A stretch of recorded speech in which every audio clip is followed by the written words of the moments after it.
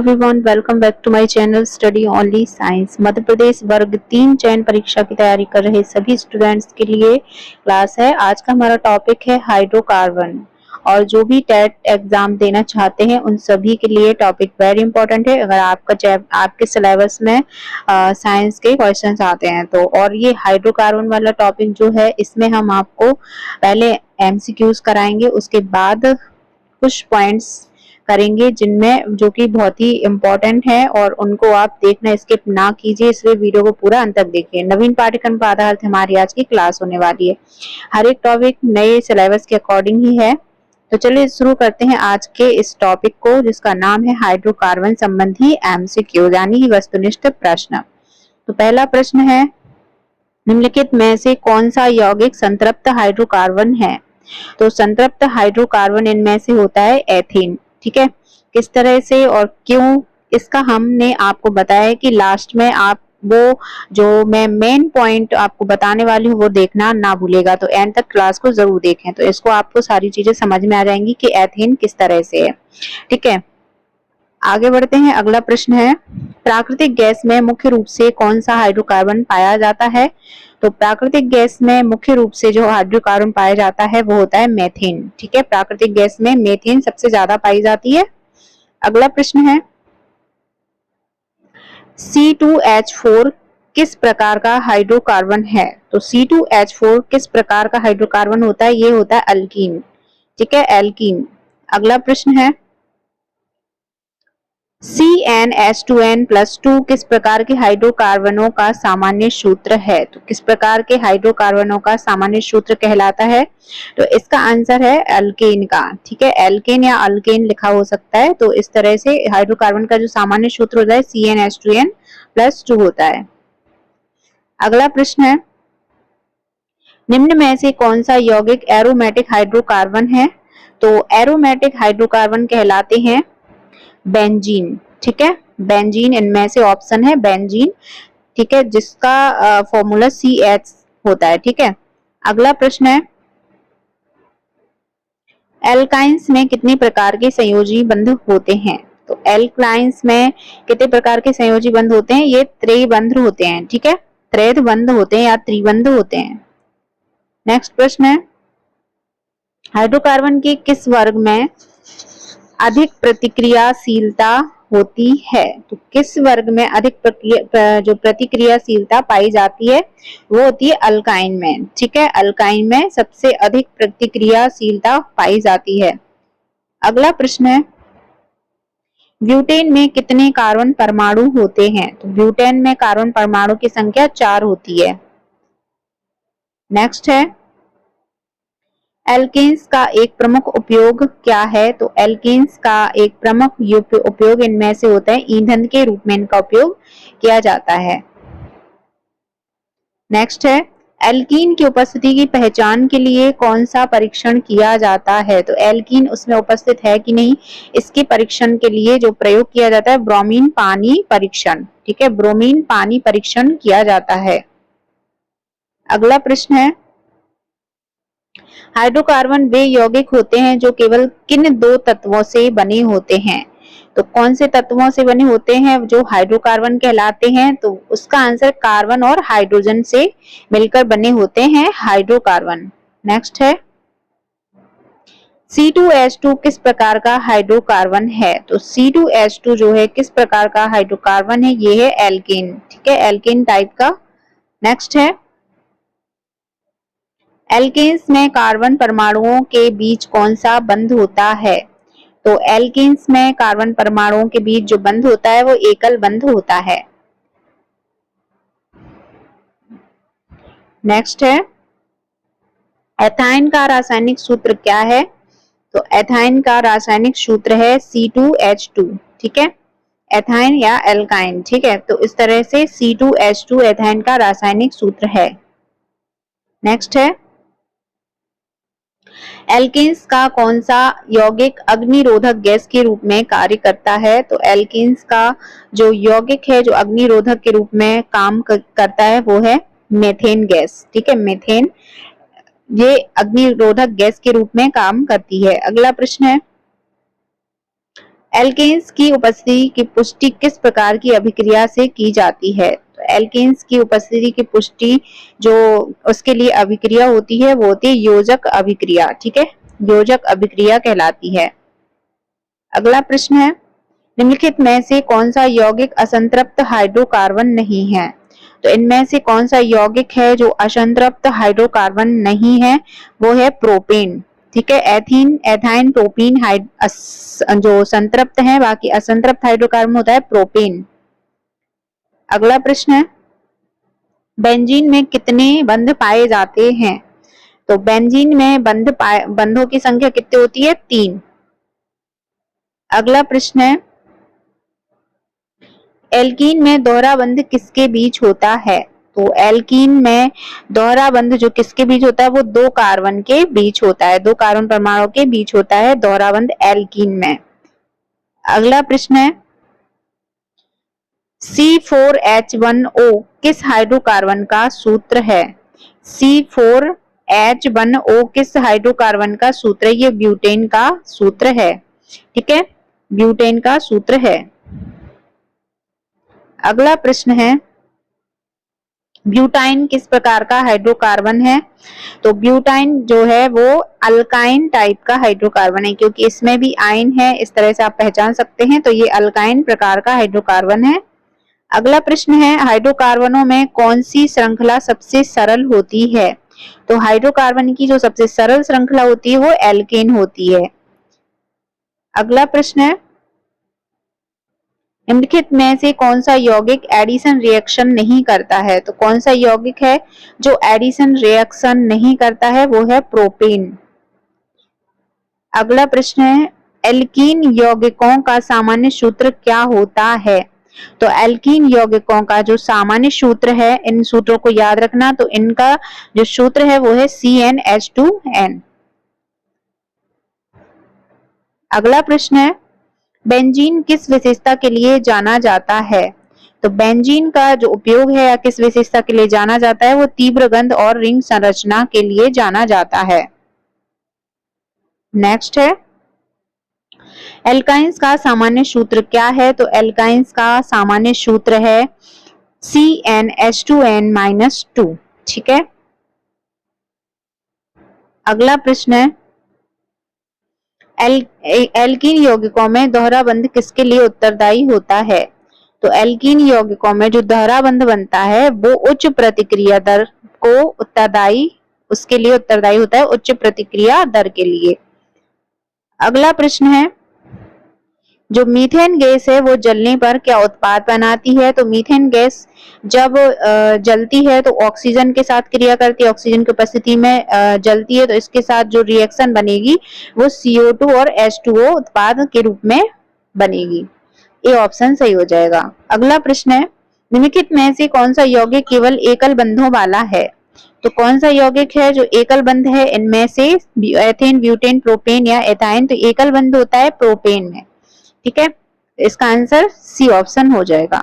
अगला प्रश्न है, निम्नलिखित गैस मिश्रणों में से कौन सा वेल्डिंग के लिए प्रयुक्त किया जाता है? तो इन गैसों के मिश्रण में से जो वेल्डिंग के लिए यूज किया जाता है वो मिश्रण होता है ऑक्सीजन तथा एसिटिलीन, ऑक्सीजन और एसिटिलीन। नेक्स्ट प्रश्न है, बेंजीन के लिए निम्न में से कौन सा कथन सत्य है? तो कौन सा कथन बेंजीन के लिए सत्य होता है? इसमें 12 सिग्मा और 3 पाई बंध होते हैं। तो इसका आंसर बी राइट हो जाएगा। अगला प्रश्न है, एथिल अल्कोहल में निम्न को मिलाकर जहर बनाया जाता है। तो एथिल अल्कोहल में क्या मिलाकर जहर बनाया जाता है? मेथनॉल और पिरीडीन, मेथनॉल और पिरीडीन। अगला प्रश्न है, निम्नलिखित में से किसको वुड स्पिरिट भी कहा जाता है? वुड स्पिरिट जो कहा जाता है वो इनमें से किसे कहा जाता है? वो है मैथिल अल्कोहल को। ठीक है, मैथिल अल्कोहल को कहा जाता है। अगला प्रश्न है, सीरा किसके उत्पादन के लिए अति उत्तम कच्चा माल है? तो किसके उत्पादन के लिए अति उत्तम कच्चा माल है? ये है अल्कोहल के लिए। ठीक है।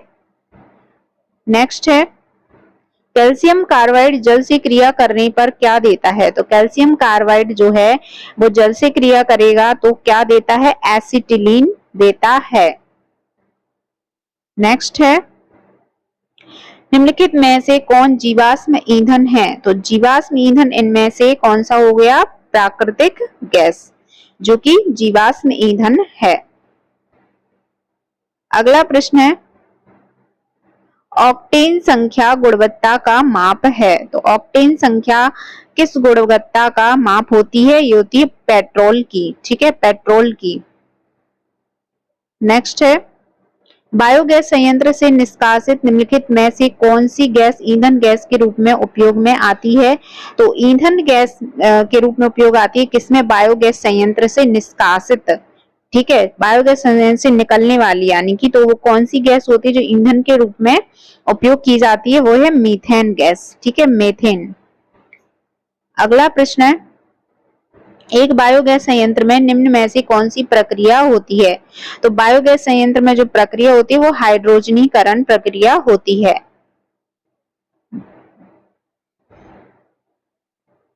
नेक्स्ट है कि एलपीजी गैस के मुख्य अवयव हैं। तो एलपीजी गैस के मुख्य अवयव कौन कौन से हैं? एथेन, प्रोपेन और ब्यूटेन। एथेन, प्रोपेन और ब्यूटेन एलपीजी गैस के मुख्य अवयव हैं। अगला प्रश्न है, एलपीजी में सबसे अधिक मात्रा में क्या होता है? तो एलपीजी में सबसे अधिक मात्रा में ब्यूटेन गैस होती है। कौन सी? ब्यूटेन गैस होती है। नेक्स्ट प्रश्न है, इंडेन गैस एलपीजी मिश्रण है, यानी कि इंडेन गैस जो एलपीजी है लिक्विड फॉर्म में, वो मिश्रण किसका है? तो ये इसका आंसर है ब्यूटेन एवं प्रोपेन का।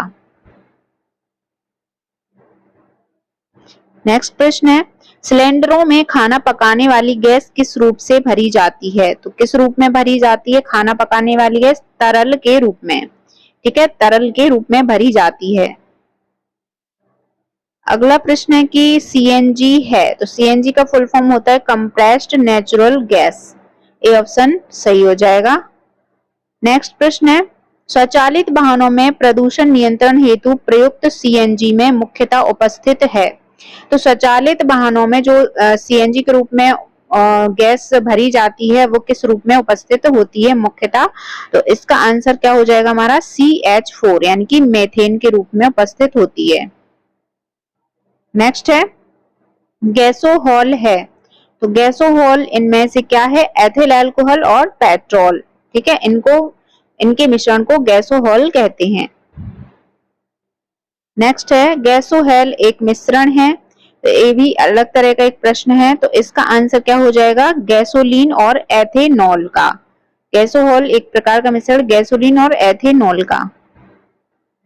नेक्स्ट प्रश्न है, कार के इंजन में नॉकिंग से बचने के लिए निम्न में से कौन प्रयोग में लाया जाता है?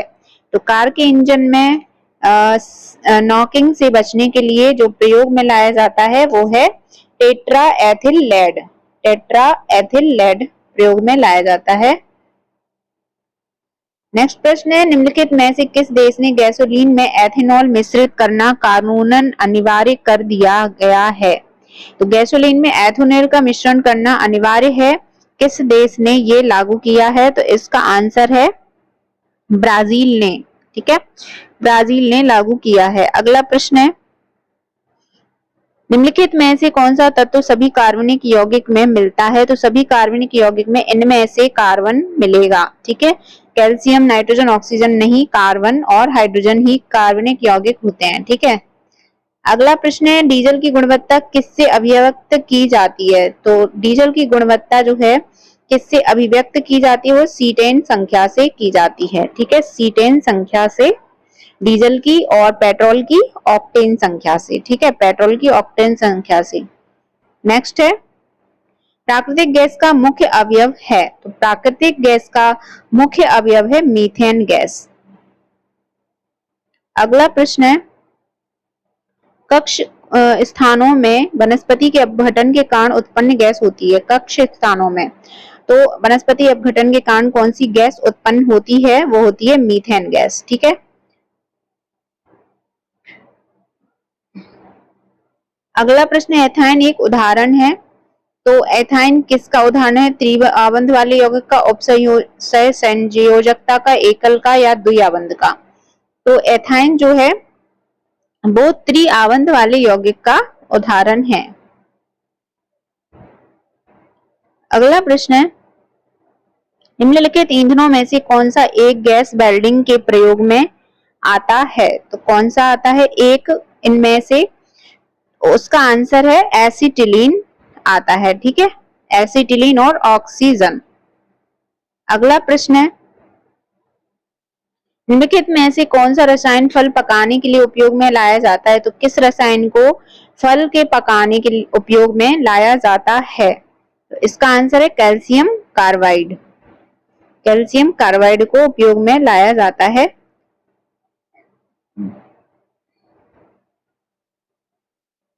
अगला, हरे फलों को कृत्रिम रूप से पकाने के लिए कैल्शियम कार्बाइड का प्रयोग किया जाता है क्योंकि यह उत्पन्न करता है, क्योंकि ये क्या उत्पन्न करता है? एसिटिलीन। एसिटिलीन को उत्पन्न करता है। अगला प्रश्न है, छपाई में प्रयोग की जाने वाली स्याही निम्नलिखित में से किसके अपघटन से प्राप्त होती है? तो छपाई के में प्रयोग की जाने वाली स्याही जो है वो मीथेन के अपघटन से प्राप्त होती है। तो अभी हमने वस्तुनिष्ठ प्रश्न किए, अब हम हाइड्रोकार्बन के कुछ महत्वपूर्ण बिंदुओं पर फोकस करेंगे जिनको आप नोट डाउन भी कर सकते हैं। हाइड्रोकार्बन क्या होते हैं? हाइड्रोकार्बन कार्बनिक यौगिक होते हैं जिन्हें हाइड्रोजन और कार्बन के सरल संयोजन से प्राप्त किया जाता है, जैसे पेट्रोल, डीजल और केरोसिन तेल आदि। अगर आमतौर पर देखें तो इसे दो श्रेणियों में बांटा गया है, एलिफेटिक हाइड्रोकार्बन और एरोमेटिक हाइड्रोकार्बन। तो हाइड्रोकार्बन के प्रकार हैं, पहला एलिफेटिक हाइड्रोकार्बन, यह खुली श्रृंखला यानी ओपन चेन हाइड्रोकार्बन होता है जिसमें कोई गंध नहीं होती है और इसे दो समूहों में बांटा गया है, संतृप्त हाइड्रोकार्बन और जिसे एल्केन या पैराफिन भी कहते हैं, और असंतृप्त हाइड्रोकार्बन। दो श्रेणी हो गई। अब हम संतृप्त हाइड्रोकार्बन के बारे में पढ़ेंगे, यानी कि या एल्केन या पैराफिन जिसे कहते हैं। तो इसे एल्केन या पैराफिन भी कहते हैं। पैराफिन एक लैटिन शब्द है जिसका अर्थ होता है कि कम सक्रिय, और संतृप्त हाइड्रोकार्बन के कम सक्रियता के कारण इन्हें पैराफिन कहते हैं। संतृप्त हाइड्रोकार्बन की श्रृंखला के सदस्यों को जो आम सूत्र दिया गया है वह कौन सा होता है? CnH2n+2। ठीक है, कौन सा होता है संतृप्त हाइड्रोकार्बन का? CnH2n+2। इसमें जो N होता है वो श्रृंखला के सदस्यों की संख्या है, और methane, ethane, propane, butane, pentane आदि जैसे कार्बनिक यौगिक जो है संतृप्त हाइड्रोकार्बन होते हैं, जिसमें कार्बन के सभी परमाणु एक दूसरे से एकल सहसंयोजन बंध यानी कि बॉन्ड से जुड़े होते हैं। अगला आता है असंतृप्त हाइड्रोकार्बन। तो असंतृप्त हाइड्रोकार्बन क्या होते हैं? एलिफेटिक हाइड्रोकार्बन के वैसे यौगिक जिसमें कार्बन के परमाणु दो या तीन सहसंयोजक बॉन्ड वाले होते हैं। कितने? दो या तीन सहसंयोजक, तो असंतृप्त हाइड्रोकार्बन कहलाते हैं। यह भी दो प्रकार का होता है, जैसे एल्कीन्स या ओलेफिन, या फिर एसिटिलीन हाइड्रोकार्बन या अल्काइंस। एल्कीन्स या अल्काइंस याद रखिए। तो ये दो प्रकार के होते हैं। पहला है एल्कीन। एल्कीन्स के बारे में पढ़ेंगे तो इसका है असंतृप्त एलिफेटिक हाइड्रोकार्बन के वैसे यौगिक जिसमें कार्बन के परमाणु के दो सहसंयोजक बॉन्ड होते हैं, एथिलाइन या फिर हाइड्रोकार्बन्स या ओलेफिन या एल्कीन्स कहलाते हैं। इस श्रृंखला के सदस्यों का आम सूत्र क्या होता है? तो एल्काइन यानी कि जो एल्कीन्स होते हैं उनका आम सूत्र क्या होता है? CnH2n। और ये कार्बनिक यौगिक एथाइलिन यानी कि C2H4 एल्कीन्स का उदाहरण है। तो इनका उदाहरण क्या है? C2H4। अगला प्रश्न है एसिटिलीन, अगला पॉइंट यहाँ पे है एसिटिलीन हाइड्रोकार्बन या अल्काइंस। ये भी असंतृप्त हाइड्रोकार्बन है और इनमें क्या होता है? कार्बन के परमाणु के तीन सहसंयोजक बॉन्ड होते हैं। अल्काइंस में तीन सहसंयोजी बॉन्ड बनते हैं और एसिटिलीन या अल्काइंस कहलाते हैं। इस श्रृंखला के सदस्यों का जो सूत्र होता है वो होता है CnH2n-2। CnH2n-2 कार्बनिक यौगिक एसिटिलीन यानी C2H2 या इथेन या हाइड्रोकार्बन का सबसे सरल उदाहरण होता है। एसिटिलीन जो है या इथेन हाइड्रोकार्बन का सबसे सरल एग्जाम्पल है इस श्रेणी का। अगला है सुगंधित हाइड्रोकार्बन। तो यह बंद श्रृंखला होती है, क्लोज्ड चेन होती है वाला, इस क्लोज चेन वाला हाइड्रोकार्बन होता है जिसमें एक खास प्रकार की गंध होती है। हाइड्रोजन और कार्बन से बने एवं बेंजीन जैसी शाखाओं वाले हाइड्रोकार्बन के यौगिक सुगंधित हाइड्रोकार्बन कहलाते हैं। इस श्रृंखला के सदस्यों का जो सूत्र होता है वो CnH2n-2 है। बेंजीन, टॉलिन या फिर नेप्थलीन या एंथ्रासिनीन आदि जैसे कई यौगिक हैं जो सुगंधित हाइड्रोकार्बन के उदाहरण होते हैं। इनमें बेंजीन सबसे सरल उदाहरण है। कभी कभी सुगंधित हाइड्रोकार्बन को एरीन्स भी कहा जाता है। अगला पॉइंट है कि संतृप्त हाइड्रोकार्बन में केवल एकल सहसंयोजी बंध होते हैं, सिंगल बॉन्ड होता है संतृप्त में, और ये होते हैं एथेन। इनके सूत्र हैं C2H6 या अल्केन। एथीन होता है C2H4 अल्कीन होता है, और एथाइन C2H2 एल्काइन होता है, ट्रिपल बॉन्ड होता है इसमें। एथीन में डबल बॉन्ड होता है। और बेंजीन जो होते हैं एरोमेटिक यौगिक है जिसका सूत्र होता है CH। ठीक है, तो ये कुछ मेन इंपॉर्टेंट पॉइंट्स थे। तो इसी तरह से अगर आपको क्लास अच्छी लगी है तो वीडियो को लाइक करिए, और चैनल पर नए हैं तो सब्सक्राइब कर लीजिए। अगले टॉपिक के साथ मैं फिर से अगली क्लास में आऊंगी। तब तक के लिए सभी को बाय बाय।